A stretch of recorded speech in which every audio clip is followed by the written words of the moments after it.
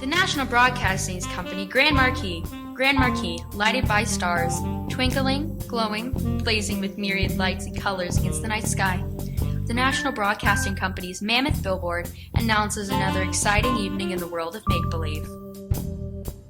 Tonight, the Grand Marquis announces a happy and fantastic comedy drama by Mary McSkiving and Ralph Hunter entitled Haunt Me a House, starring Jim Amish. But before the curtain rises, here's a greeting and a word of introduction from our star himself, Jim Amish. How's it going, Stone? And good evening, ladies and gentlemen. You might call tonight's play an adventure in the world of make-believe, that strange world where houses are actually available if you're not too particular where you live. Anyway, all began the day Larry and Helen set out to sell a house, a feat which is truly remarkable when there are really no houses for sale. Please, Larry, not so fast. I can't keep up with you. A real estate man, starting right in the middle of a real estate boom, all because I can't get a house to sell. Well, you sold one house in the past year. Uh-huh, our own house. Yeah. Oh, Larry, wouldn't it be wonderful if, say, we were walking along like this and suddenly saw a nice, substantial-looking house? Yeah, in a quiet suburban neighborhood like this, all shaded with trees. Yes, handy to transportation and all modern improvements. Empty, just waiting for a live real estate man to take over, and with a big, beautiful sign that said, for sale by owner, so you'd know no other agent had it. You know, like that sign over there. Oh yeah, and just that kind of house too, so I could... Hey, Helen. Don't interrupt our daydream. Daydream nothing. Look at that house.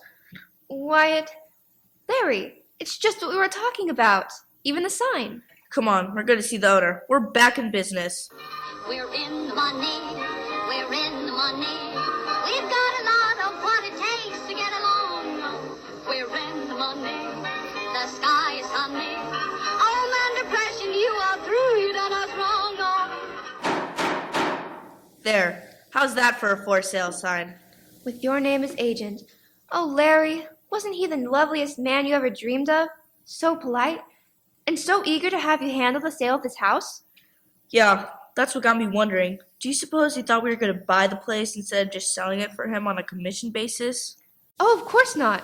Why, look at the contract he gave you. You have the exclusive sales rights for the next 30 days. Yeah, I can't see any catch in it, but with houses so scarce, why did he say, if you can sell that house, mister, I'll give you 20% commission? Oh, well, maybe he thought since the house is bigger than usual, the commission ought to be bigger too. I hate to disappoint you, dear, but real estate deals don't work that way. Oh. Well, maybe he just liked your big, plain, honest face. Anyway, what do we care as long as we get the 20%? Well, we don't, unless... Unless what? Well, I got a feeling that... never mind. Larry? Larry? What? What is it? I feel eyes. You feel what? Eyes! On the back of my neck. Well, it's probably a loose hairpin tickling you. It is not. You know how it is when someone's looking at you, and you can't see him. You just know that. Now you're just imagining. Wait, there is an old fellow looking at us over the hedge. Say, he's coming over here now. Oh, Larry! Maybe he wants to buy the house. Hello?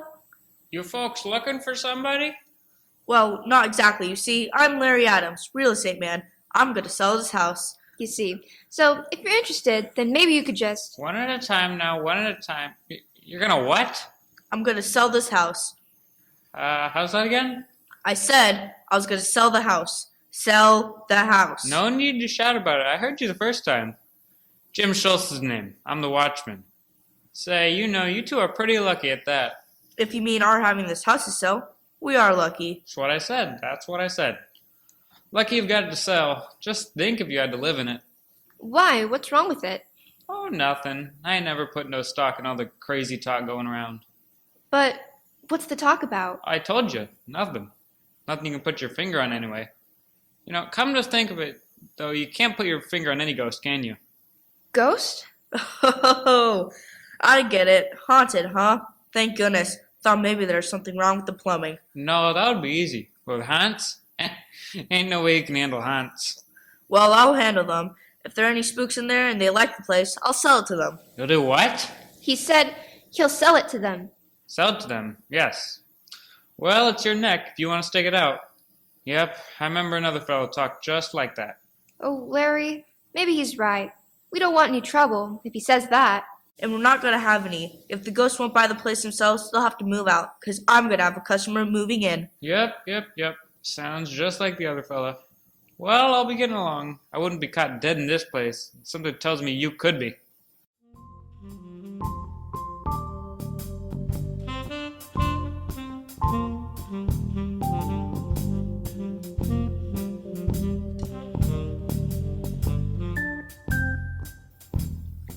Larry, why don't we go back to the apartment? We've been at this house all day. Yes, and got 2 hot prospects already. Come on, let's take another look inside. Dark. Yes, well, let's come back in the morning. Now, come on. Larry, I can't. Something's holding me back. Will you quit kidding? I'm not kidding. Larry, quick. It's dragging me back. How could... Well, of all the... Look at your purse. You caught the handle on a doorknob. Oh. Ooh. Well, I could have sworn something had me by the arm and was dragging me away. Sometimes I wish that had happened on the way to the altar. Larry Adams? Why, Larry Adams, I ought to... Oh, Helen, shh. Stand right where you are. There's something moving behind that drape. Why, there's a... Oh, there is. Come on, quick. There's no use running. We see you there. Now, come out or I'll shoot. Shoot? What do you shoot him with? I'll make him think I've got a gun. All right, I'm going to count to 3. What if it's anyone we know? Hand me that vase. I'll throw it. 1, 2, 3. Oh, it's a cat. Why, Larry Adams. What'd I tell you? Letting your imagination run away with you.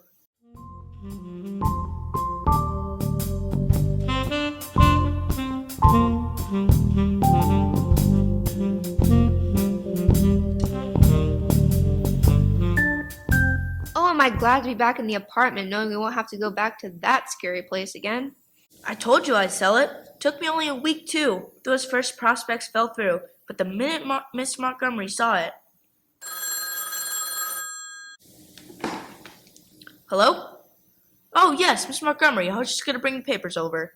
Oh, swell, Larry. He's taking it. What? But, Miss Montgomery, you said... Well, but even so, that doesn't mean that... Well, that's ridiculous. Oh, no, I'm not doubting your word, but common sense should tell you. I see. Yes. Okay. Goodbye. Oh, Larry, don't tell me that he... Yes, just like the others. For the 50th time this week, we've got that spook-infested pavilion back on our hands.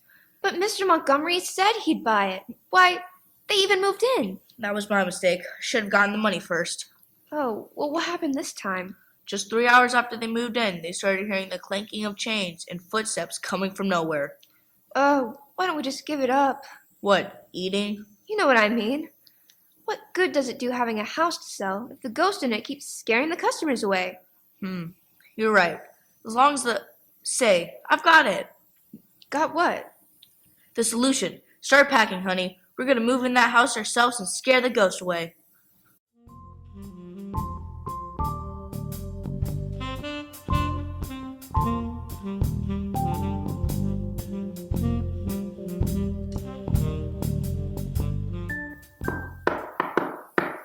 Come in. No, Larry, that was me, knocking on wood. Now look, you said you'd act sensible out here. For the umpteenth time, I tell you there's no such thing as ghosts. Now let's forget it. I'm trying to read. Larry! Yes? Do you think it'll come again tonight? Do I think what will come again? That thing that clanks around upstairs while we're downstairs. I hope it does, because if it does, I'll get it if it's the last thing I do. But, Larry... Now look, there's nothing to be afraid of. Then, why are we whispering? I don't know why we're whispering. Why do we do any of the silly things we do? Temper! Just because your nerves are on edge, you always... My nerves are not on edge. This is a perfectly normal, peaceful living room. We are perfectly normal, peaceful people. If you insist on imagining... I am your host, the ghost. Larry, Friends, have you tried silky smooth sandpaper to vanish goose pimples and leave you with that rough outdoorish look? Now, who turned that radio on? I did when you said you wanted to read. It just takes a little time to warm up. Did it startle you, dear? Oh, no. No, I always tremble this way. Oh, Larry, what are we going to do? We need that commission. Fat chance of getting it. I see now why he offered me 20%. Oh, can you finally admit that it is haunted? I admit nothing except that a lot of silly rumors are keeping me from selling a perfectly good house. But Larry, we heard the noises ourselves. We've heard them every night. There you go. That's exactly the kind of rattle-brained chattering I mean. Why every screwball in this country knows about this place by now. This letter's an example. From the Hands Across the Psychic Void Society. What do they want? Just this place for their headquarters. Said they heard it was suited for their unusual work. Honestly? Well, let me see the letter. Oh, okay. If you want to waste your time on... Oh, I guess I left it at the apartment. I'll have guys the envelope. Oh, well, let me see that. The Hands Across the Psychic Void Society. 2107. Say, this is exciting. Yes, it would be to you. Now let's just settle down. Whoa! Larry, do you hear that noise? That settles it. If that sound is in this house, I'll find it if I have to tear this place down. Come on. You think I'm going up? Larry, wait, I'm coming. Sound like it's coming from right at the head of the stairs. Say, look. What? I thought we left that bedroom door open when he came down. We did. Remember, you purposely went back to open it. And now it's closed. Whoa! Maybe. Larry, it's coming from in there. Come on, let's get out of... No. We're gonna settle this here and now. Get back of me. We're going in there. There is somebody. Drop that chain and... Ah! Schultz? It's the night watchman. All right, start explaining. I reckon you're the one to do the explaining, sneaking in on me. Of all the low conniving tricks, not even knocking, not even... Well, we didn't mean to. You see, we just... Helen, cut it out. We're in the right. I shouldn't even listen to his story before calling the police. Before doing what? He said, before calling the police. I know what he said. I ain't deaf. Go ahead, call the police. I'm supposed to be here on these premises. Here's my watchman permit right there. Fine. Now show us your permit to rattle chains and moan like a banshee. Well, might as well tell you. I had to do it. Either that or break up the club. What club? Well, a bunch of us boys sort of get together and play pinochle and swap lies. Been meeting here. Only vacant place here in the whole darn neighborhood. Oh, I get it. If we sold the place, that'd mean... Sure, no place for us boys to go of an evening. Oh, then it was you all the time. There really isn't a ghost. Ghost? Lady, if there was a ghost, Jim Schultz would have been out of this place long ago. By the dead rattle. What'd I tell you, Helen? There had to be a simple explanation. We'll have a new owner in this place tomorrow now that the great mystery is solved. Well, all right. But you can't tell me that some of those noises weren't the real thing. Ghosts, I mean. And now, Mr. Schultz, if you finished your haunting... Sorry, but I ain't got no time to be gossiping with you. I gotta get along and break the bad news to the boys. Yes, that's what I meant. And if you meet any other spooks, will you tell them that we're not home? What's that? I said, if you see any... Bad habits you got, young fellow. Bad habit. Always repeating yourself. Sure, I'll tell them. Goodbye. Oh, at last. Now we can sell this place. What a cinch. No more ghosts. No more dragging of chains. No more mysterious... Oh, no. It couldn't be. I saw Schultz leave. Larry, there is a ghost.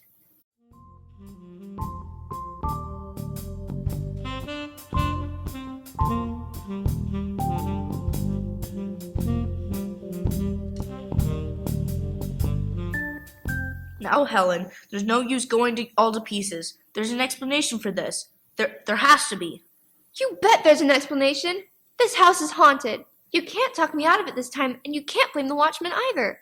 But it doesn't make sense. I was out here in the hall almost before the noise stopped. There was no one on the stairs, no one in the hall, and the front door's locked, and no place where anyone could have possibly hid him. Doesn't have to be. Ghosts are invisible. Well, that's ridiculous. All right then. If it wasn't a ghost, what was it? Well, well, I don't know what it was. I'm gonna try and figure it out tonight. Come on, let's call it a day before I... Larry. Larry, do you hear that? Somebody out on the porch. Well, maybe it's someone who saw that for sale sign. Wait, Larry. Now, I'm not going to have you go out there facing a visitor from the other world. Now wait, just because somebody came up on our porch doesn't... Well, maybe I ought to take this poker along with me. You don't have to go out. It's coming in. Stop calling it it. Could be something human. I hope. Oh, no. It'll be something sort of misty and ethereal. It'll look at us with horrible eyes. And then... Quick, get behind me. Oh dear, pardon me. I just wanted to see if anyone was home. Goodness, you are, aren't you? It, does look that way, doesn't it? Oh, you're alive. Alive? Well, yes, if you count breathing and paying taxes, I am. Well, what was it you wanted? I hate to disturb you, but that for sale sign out in front. Oh, you mean you're interested in buying the house? Why, of course he means that. Come right in. Only too glad to show you what a wonderful bargain you... Oh, I'd better wait. You see, my mother-in-law. Wilbur! Is, that... Yes, that's her. Oh, well, you shouldn't have made her wait outside. Made her? Oh, goodness, you don't know my mother-in-law. Oh, dear, here she comes. Wilbur, I thought I told you to call me if they were home. Can't I trust you? Oh, hello, you people own this place? Well, I'm the agent for it, Mrs., Clump. Agnes B. Clump. Now I believe in getting right down to business. I'm interested in leasing this property. Leasing it? Oh, wouldn't you be interested in buying it? You know, values are going up. Young man, are you trying to tell me what to do? Do you or don't you want to lease this place? Oh, he doesn't. He doesn't. I know. You see, he... Stop. Wait, Helen. At least we get some money out of the lease, and, well, yes, I do want to lease it. Well, that's better. I won't decide tonight. I've got another prospect to look at in the morning. But, Mother, don't you think maybe if we waited... Wilbur Teasley, there's nothing to wait for. Now I've made up our minds. It's no sense paying my rent on one apartment and you and Lucy paying on another. But Lucy and I have been getting along all right for years. I told you, it's settled. You and Lucy are coming to live with me. Well, young man, are you going to show us the house? Oh, you'll like the house. That is, if you aren't, oh, I'm sure you're not. Not what? Helen, why don't you go and read a good book while I show them the house?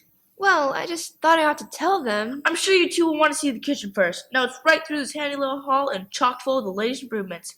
And also, there's lots of covered space, and here's your beautiful tile sink and a double drain board. In fact, everything... Oh, dear. What was that? That? Oh, mice. Mice? Well, just a couple of them. Of course, don't be frightened. Young man, I'm not afraid of any living thing, and I've seen enough of this house. I'll let you know in the morning. Mother, I still think it would be better if Lucy and I... Wilbur, I told you about thinking. Now come along. We've spent enough time here. Yes, ma'am, I'll come. Goodness, sometimes I get so homesick. You mean for your old boyhood home? No, just homesick. Sick of home, 'cause she's always there.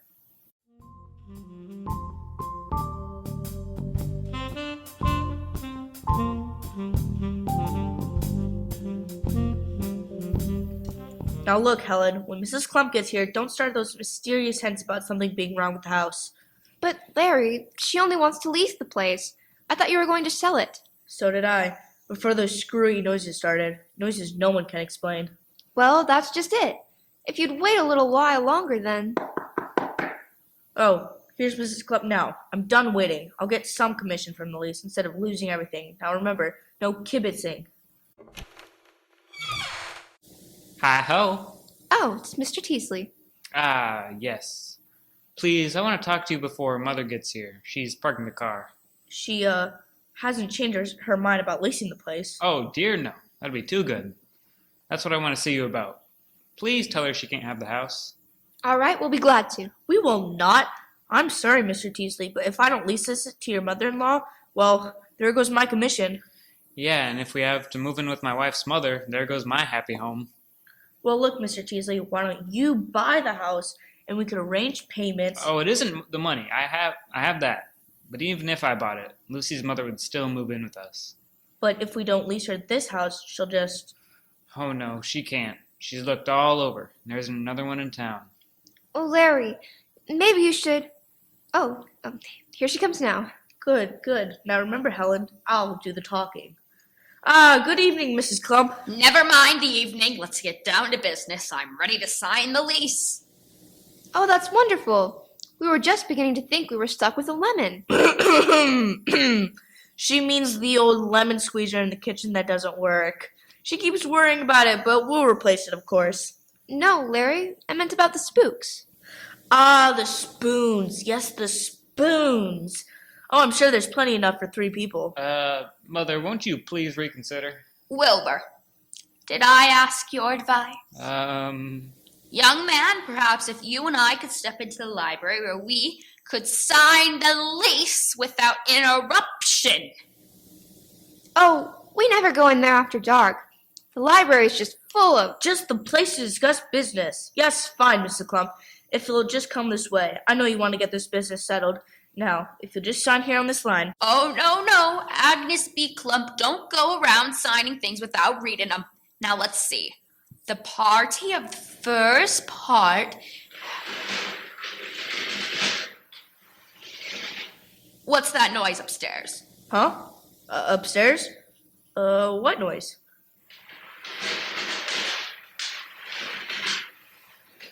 That noise, like a chain dragging.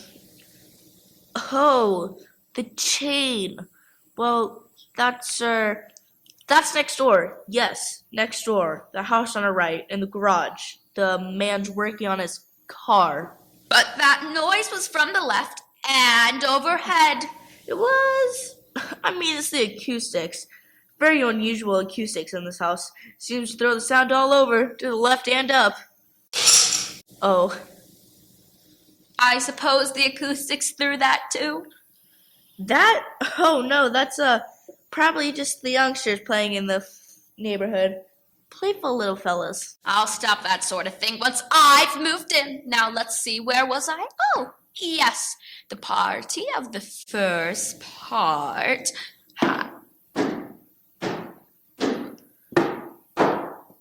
Who in the world is that? My wife. Yes, it's Helen. Young man, you're trembling, and that isn't your wife unless she's wearing snowshoes. I'm going to see. Now wait, Mrs. Clump, it might be... Why, there's no one out here. Well, there must be. I mean, of course not. But those footsteps, what happened to him? To him? Yes, the person who came down those stairs. If there was a person... Now please, Mrs. Clump. Don't you, Mrs. Clump, me. No human being came down those stairs, and if it wasn't a human being... But you said you weren't afraid of... I said I wasn't afraid of anything that breathed. That's alive. But a body that's not a body, just a cantankerous spirit floating around without any skin? You're being hasty. Hasty? When you're leaving a haunted house, you can't be too hasty. But the lease. Lease this place? Why, I'd sooner move in with the Hound of Baskervilles. Good night. My last chance. If I can get my hands on whatever's making that noise. There it is again. This time I'll get it if it kills me. Okay, I see you up there. Stand still. Helen? Oh, hello, dear. Helen, look at me. That noise on the stairs. Did you... Shh. Don't let Mrs. Clump hear.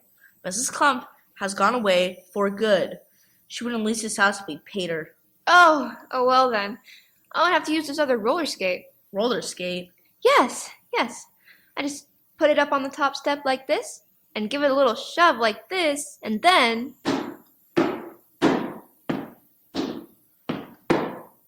You mean, but I would have seen the skate. Oh no, that's the best part. Look, when it reaches the bottom, it rolls right under the umbrella stand, and then the hole is empty again. My own wife. It was bad enough when that lunatic of a night watchman put on his act, but my own wife?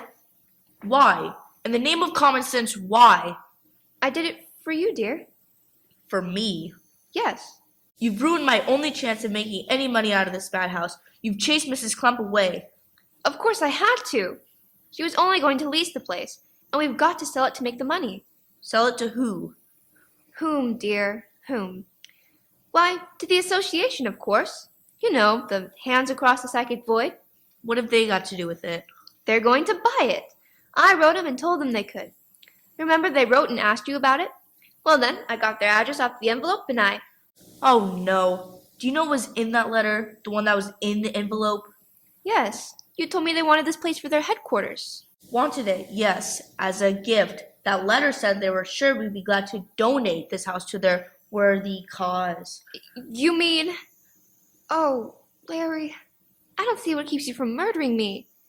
Because I don't want you haunting me. Oh, that washes this up for good. We might as well pack up and get out of here. Oh, but now that you know there aren't any ghosts, maybe you could really sell it.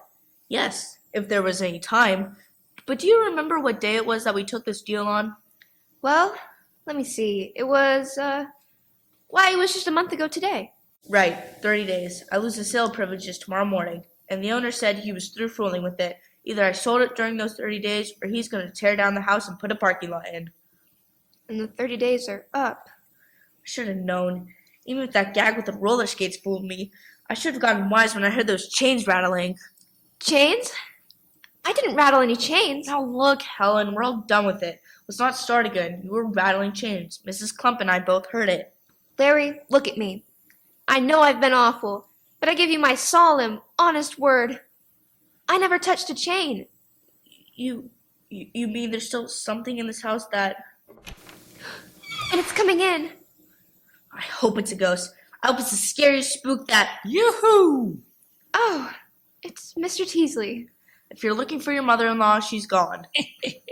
My, she was scared, wasn't she? When your wife sent that roller skate down the stairs? Whew. Oh, then you know about it. Oh my, yes. Oh, but Mr. Teasley, there was more to it than the roller skates. There were chains. Yes, I know. Wasn't that lucky. Just happened to find them in the closet. You found them? And the way she skedaddled out that front door, whew, I'll remember that as long as I live in this house. As long as you live in this house? Yes, Lucy and I will love it here. Now wait, we can't have you as our guest because this isn't our house. You mean I can't buy it? I mean, just what I said. Buy it? Yes, here, I got the check all made out. Oh, Larry, look, $19,000. When I think of Lucy and I alone in our little haunted house. Oh, but it isn't haunted. You know yourself that. Oh, yes, I know, and you know. But she doesn't. You mean... Yes, the only place in the world where my mother-in-law won't visit. Thank you, ladies and gentlemen. This is Gemma Meach again.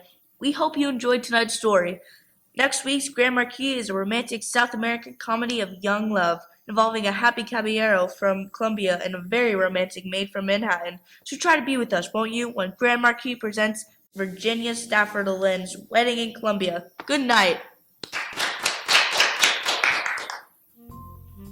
Tonight's original play, Haunt Me a House, was written by Mary McSkyving and Ralph Hunter, and produced by Norman Felton. Jim Amish played Larry, and Muriel Bremer played Helen.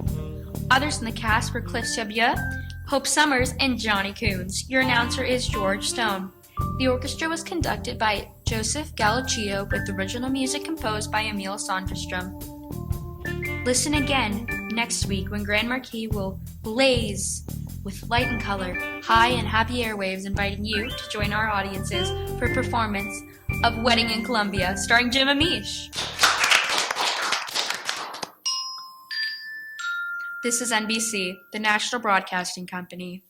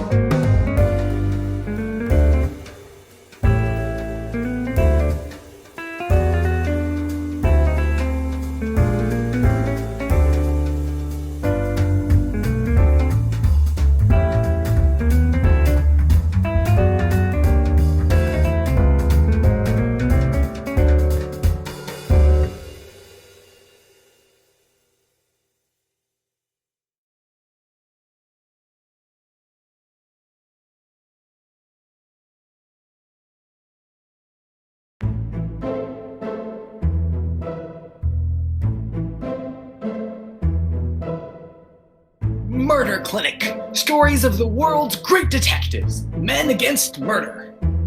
Each week at this time, War Mutual turns the spotlight on one of the world's great detectives of fiction and invites you to listen to the story of his most exciting case. Tonight, Madame Rosika's story in The Scrap of Lace.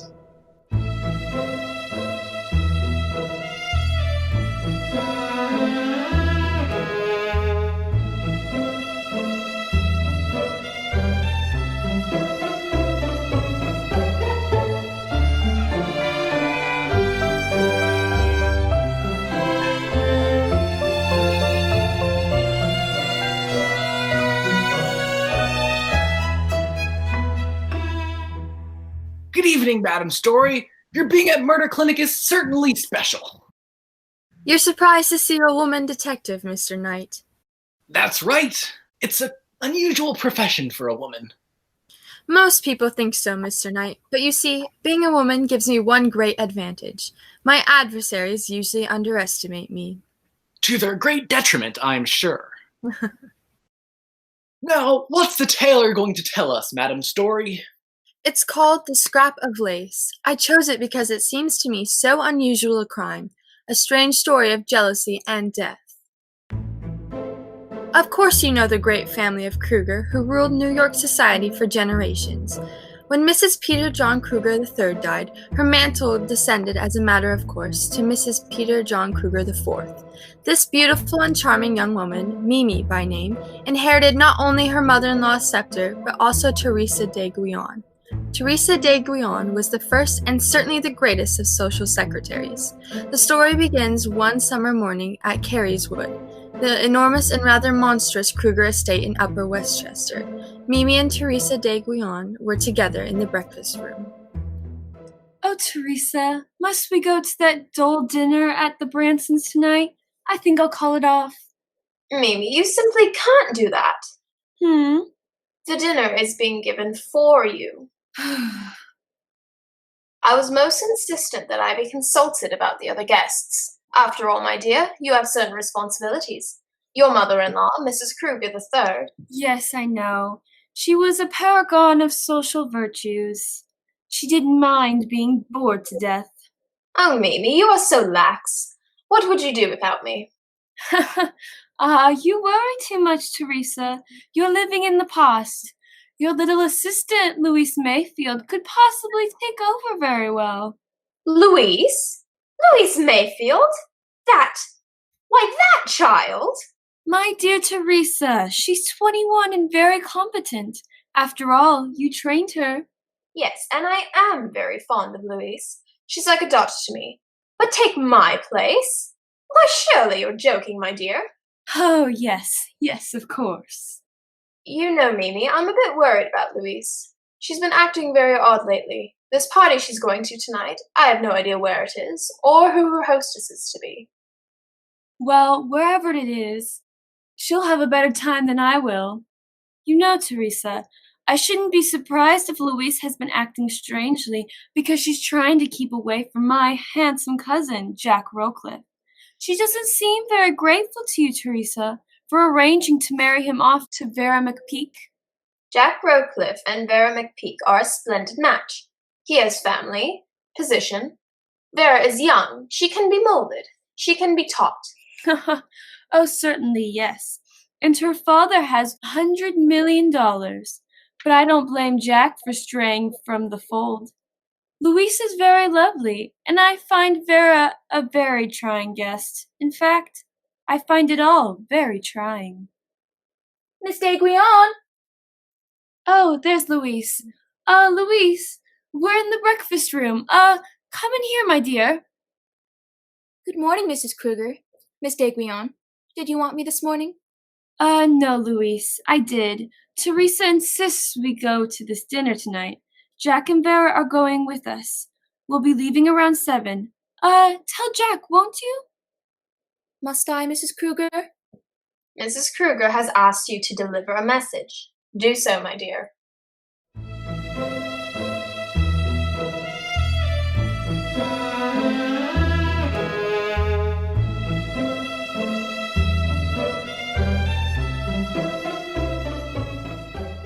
Jack, I only came to tell you about the dinner. Oh, Louise. Please, must we go through all this again? Why don't you leave me alone? Because I'm mad about you, Louise. Can't you understand? I'm in love with you. I want you to marry me. You? Marry and support a wife? Don't be silly, Jack. It does sound silly, doesn't it? But I've changed, I tell you. You've changed me, Louise. I love you. There's nothing I wouldn't do for you. And what about Vera McPeak? No, Jack. I'm afraid you've been bought, paid for, and delivered. Vera won't let you go so easily. I'll tell her tonight that I'm through, Louise. I'll meet her at the dinner and I'll tell her. And then I'll come back here to you. Come back if you like, Jack. Good. I'll be back at about... But I won't be here. Where are you going, Louise? Well, why don't you tell me? It's another man. I know. It's another man. Who is it? Who is it? This nonsense has gone far enough. What I do is my own business. Do you understand that, Jack? No, it's my business. You're mine, Louise. Do you hear? You're mine. I'll have you or no one else will. Jack, let go of my wrist. Louise, tell me. You're hurting me. Let me go. Louise, I want to know. Let me go. Well, Jack! Vera! Still making passes at the service, I see. Perhaps it's just as well you saw. Might as well have this out now. Shut up. I can handle this.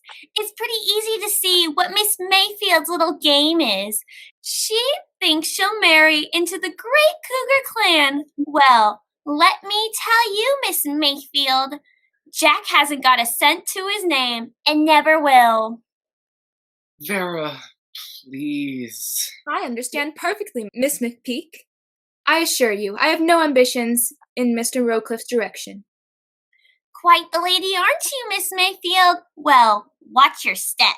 Sure, I know what you think of me. Vulgar, common, heh. But let me tell you, we common clay McPeaks from Pittsburgh know how to get what we want, and we know how to keep it. Think that over, Miss Mayfield. Think that over.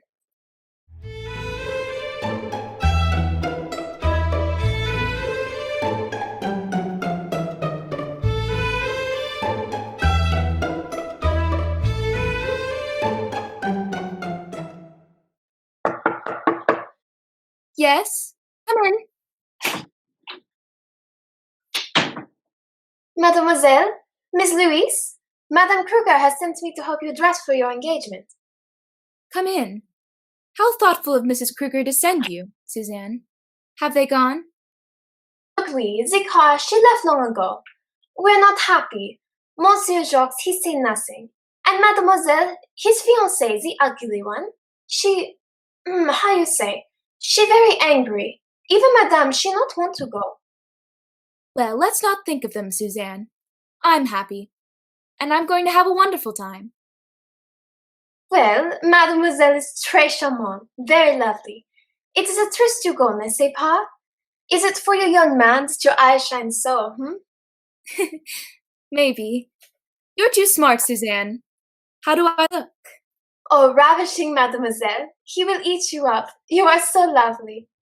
Suzanne, you are a darling. Yes, who is it? A letter from Miss Mayfield. Oh, thank you. It is a letter for you, Mademoiselle. For me? Why, it's a thick one, isn't it? Oh, how lovely! What an exquisite handkerchief! Why, who could have sent it to me?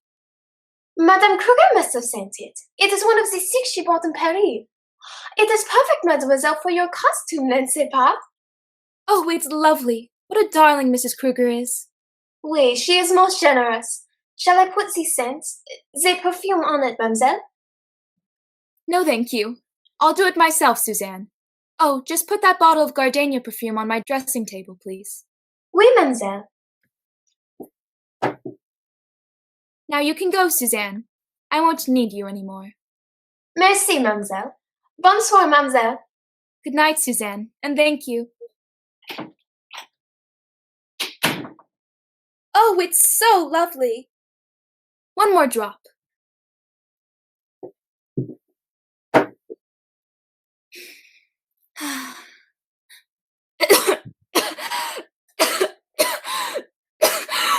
Suzanne! Suzanne, help! Suzanne, help! John.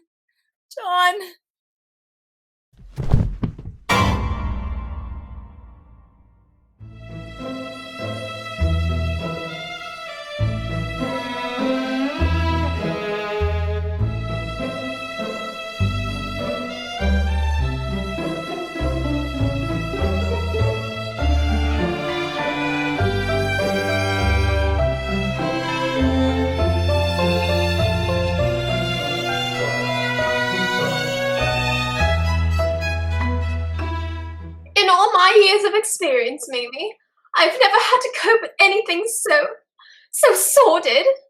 Teresa, how can you think of appearances with Louise, that beautiful child lying in there dead? But I must think of them. After all, Dr. Plummer refuses to sign a death certificate. That old fopper with his hints of foul play. Maybe he's right, Vera. Maybe. What do you mean? What do you know of Louise Mayfield's death? Well, Stop wrangling, you two. Dr. Plummer was kind enough to give us 36 hours. He's risking a great deal in going as far as that. Oh, why doesn't Madame Story get here? Are you sure you acted wisely in calling her, Mimi? Well, it was either she or the police. You said she had a reputation for discretion. Come in.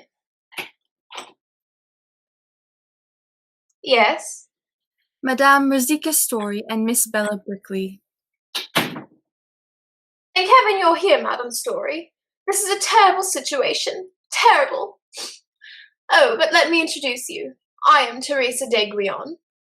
This is Mrs. Peter John Kruger IV. How do you do? How do you do? Miss McPeak. Hello. Miss McPeak. Mr. Rowcliffe.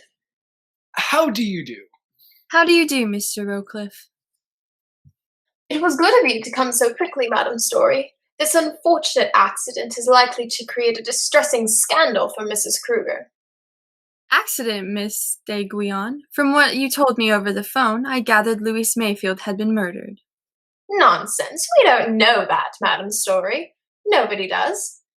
We only know Louise is dead, poor child. We found her when we returned last night from our dinner party. It isn't nonsense, Teresa, and you know it. Madame Story is perfectly right. It'd be very foolish to ask her help and not give her all the facts. What facts, Mimi? Just because that old fossil of a Dr. Plummer won't give a death certificate? If you ask me, it's a nice little scheme to get you to hire this story woman and split whatever she can get out of you. Vera! That's an interesting idea, Miss McPeak, though I must confess that so simple and clever a scheme would never have occurred to me. But surely Dr. Plummer offered some other reason for refusing a death certificate. Yes, he says, oh, it's impossible, but he says Louise was asphyxiated.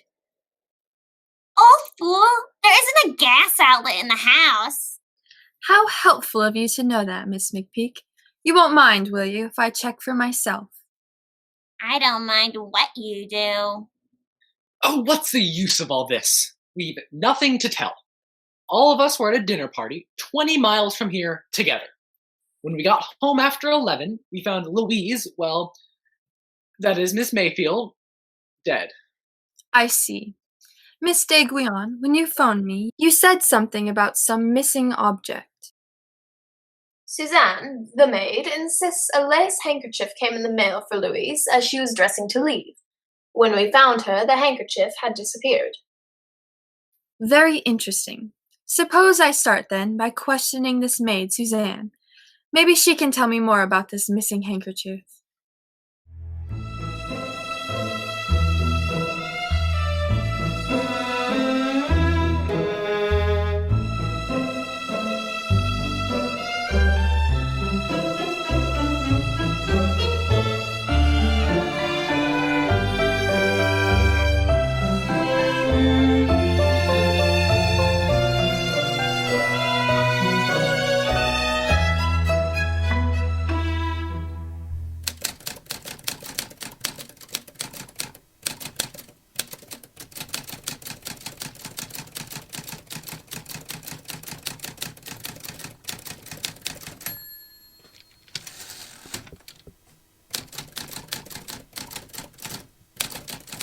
Good morning, Bella.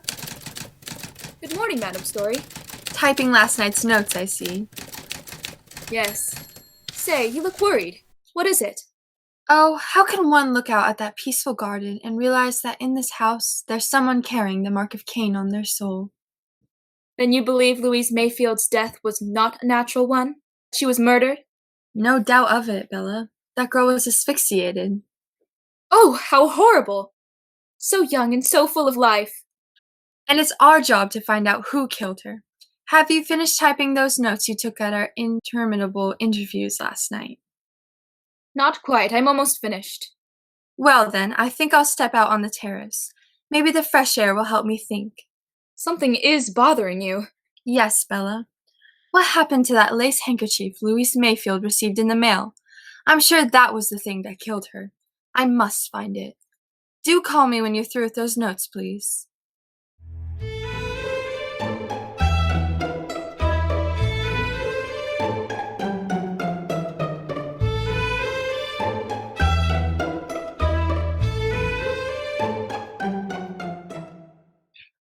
Ah, Madam Story.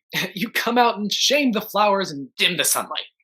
Do you always make such pretty speeches, even so early in the morning, Mr. Rowcliffe? Ah, beautiful lady, remember my name. Yours would be a difficult name to forget, Mr. Rowcliffe. Hmm? Thanks to the rotogravure and the picture magazines. Oh, that. You know, I had no hope of ever meeting you. I can't aspire to your circle. Much too clever. It all depends. I should say that you are quite clever enough for your own purposes, Mr. Rowcliffe. I'm just a lightweight. I wonder. I see you're standing out under her window. That is Miss Mayfield's room up there, isn't it? Yes. That was her room. Ivy-clad walls. Old English ivy. Sturdy and strong, too. I wonder why the vines are so torn and broken. Oh, are they? I hadn't noticed.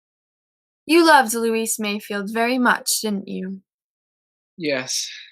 I loved her more than anything in life. And she? Oh, why would she care for me? What am I? Nothing but a wastrel. She was in love with someone else. I know it.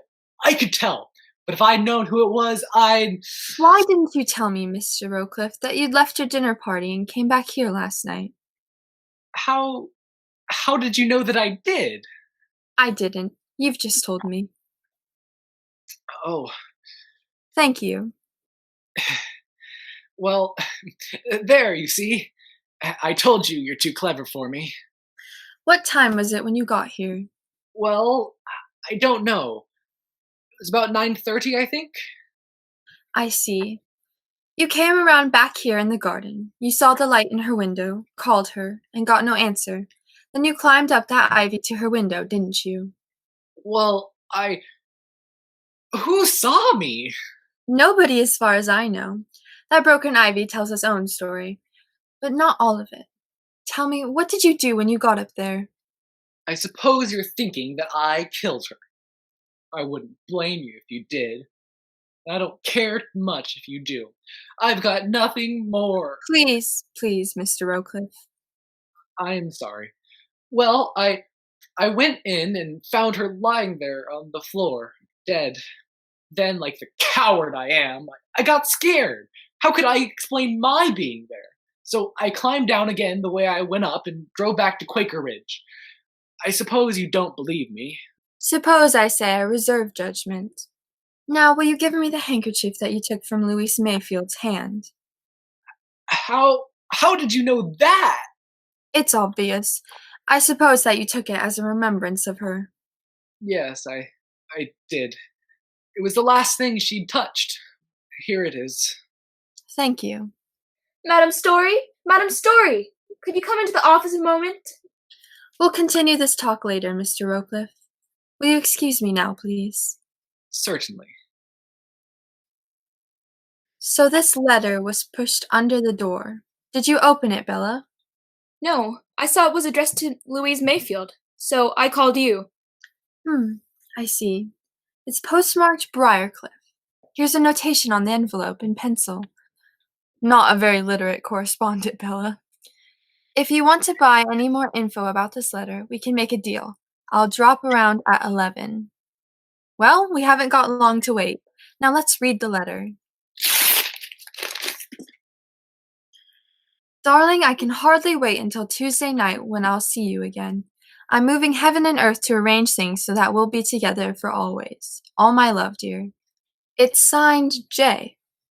Jay? That must be Jack Rowcliffe. In the light of what we know of their relationship, does it sound like Jack Rowcliffe? No, that's stupid of me. But the initial. It could be that J stands for John. Peter John Kruger. This must be our mysterious correspondent now. Come in. Well, ladies, here I am. Johnny on the spot, like I says. Do we do business? You're the Kruger chauffeur, aren't you, Mr. Gargan's the name. Chauffeur and bodyguard. I'm sure you're efficient in both departments, Mr. Gargan. But Why the bodyguard? Well, it's like this. The Krugers are important people, see? Mm-hmm. They're likely to be bothered by cranks and other undesirable citizens, get it? They need protection. And I'm the guy that can protect them. Yes, I can see that, Gargan. But now, about this letter. Yeah, that's right. Well, do I sing or don't I? That depends on your song, Gargan. First, tell me, how did you manage to get a hold of this letter? Well, it's like this. I always get the mail, see? And I always deliver it. But yesterday, Mrs. Kruger and the old dame are with me. I go in and get the mail, and I look through it and see if it has something for me. And I see this letter. When I come out to the car, Mrs. Kruger says, "Give me the mail." I hands it to her. And when I get it back, this letter ain't with the others. Well, I don't think much about it till last night, when this Mayfield dame is bumped off. Then I begin to smell a rat. And this morning, I did a little mooching around. And here it is. Very graphic, Gargan. How's that? Oh, skip it. Now, what further information have you to give us?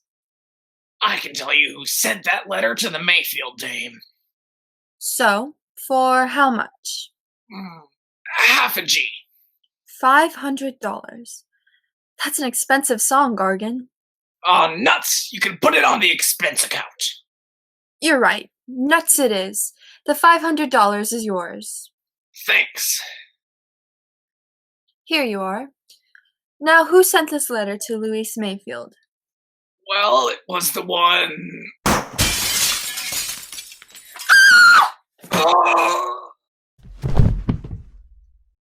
Gargan! Madam Story! Is he dead? Yes. The shot came through that window. But why? To keep him from telling us who sent this letter to Louise. Help me put him in that closet over there. Rosika, I won't let you. You can't. You've got to report it. If I report it now, the police will interfere with all my plans. I need 24 hours. You're risking your reputation. We've taken risks before. But this is concealing a murder. Why do you need 24 hours? To learn the secret of this, Bella. Why, that's one of Mrs. Kruger's handkerchiefs. No, Bella, it's the handkerchief. The one Rowcliffe found on Louise Mayfield's body. I'm staking my reputation on this little scrap of lace.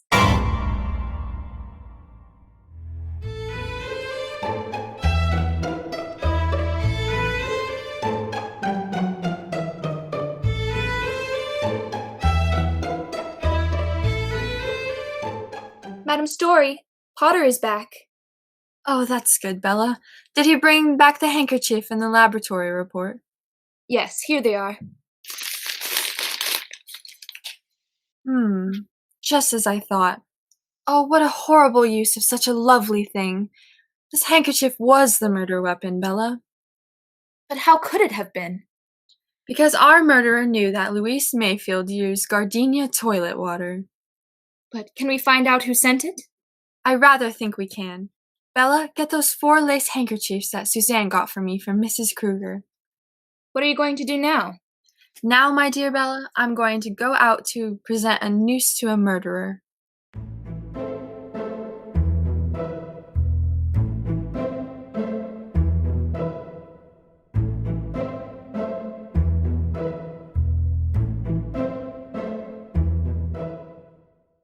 Mr. Rowcliffe, I wanted to return this handkerchief to you for safekeeping. I'll want it back tomorrow morning. I don't know how at present, but I feel this handkerchief will be the means of proving who killed Louise Mayfield, so guard it carefully. Well, I'll do that. You can depend on me, Madam Story. Thank you, Mr. Rowcliffe.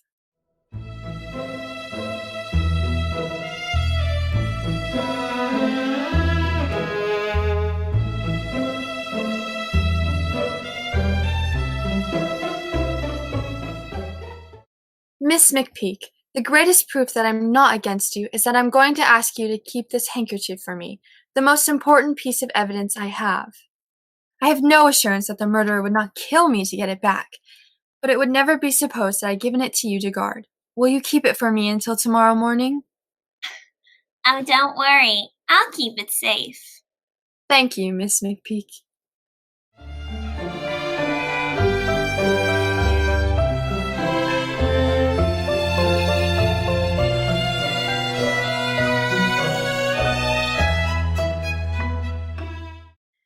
Kruger, it's the handkerchief. It's the one that was sent to Louise Mayfield. Where did you get it? Can't tell you that now, but I'm afraid it was the cause of her death. Oh, how horrible! What I'm going to ask you to do is hold on to it for me, just till tomorrow morning.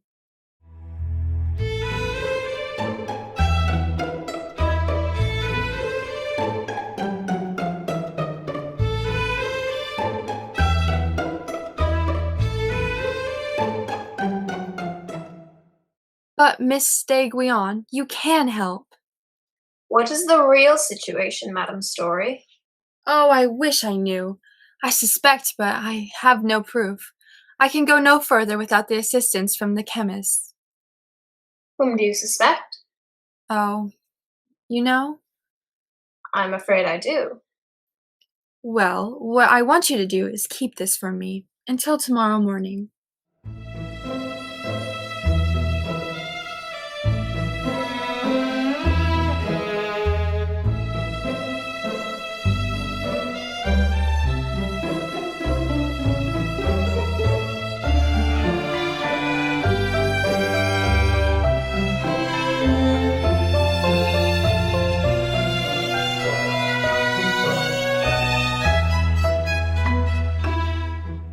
Mrs. Kruger, I have asked you, Miss d'Aiguillon, Miss McPeak, and Mr. Rowcliffe to meet me here this morning in order that we may determine who murdered Louise Mayfield. What do you mean? How did this happen? Huh? You know, Madame Story? You know who killed her? I believe I do, Mrs. Kruger, but I hope to prove it. I know that lace handkerchief sent to her through the mail was the murder weapon. Perhaps that can tell us something. May I have the handkerchief, please? Why, certainly. Here you are. Why, I thought. I don't understand. I say, what is this? So, a trick. That's right, Miss McPeak. A trick. But only one a guilty person need fear. Guilty? But really, Madame Story, I don't understand.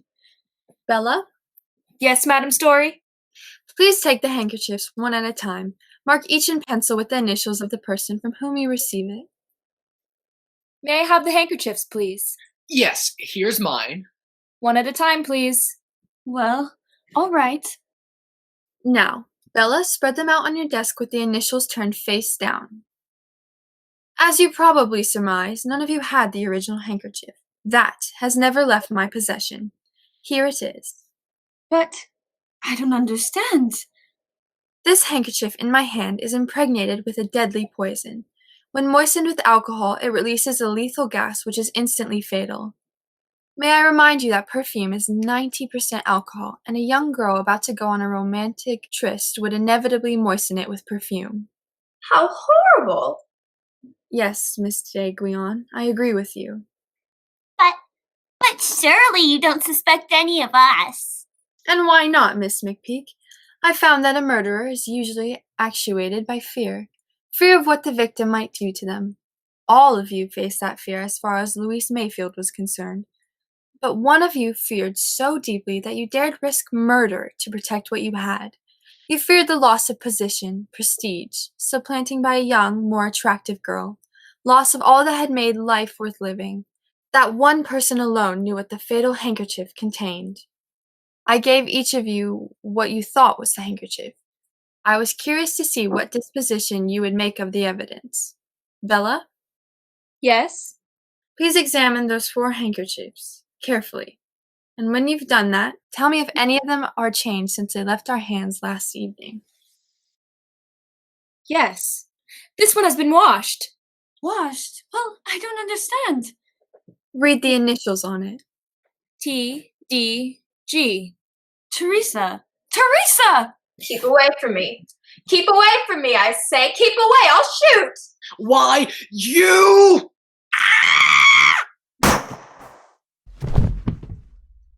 Ah! She's shot herself. Oh! It's all my fault! Poor Teresa! Poor thing! She was old. She couldn't stand it. She just couldn't stand it. No, Mrs. Kruger, it wasn't your fault. It was better so. The end of a passing world. Exit an era. You have been listening to Murder Clinic. Murder Clinic, the War Mutual series which brings you each week one exciting case. One member from the select band of the world's great detectives.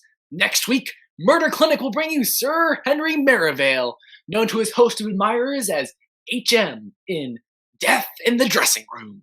This famous detective finds a brilliantly clever pickpocket and discovers an even more clever murderer.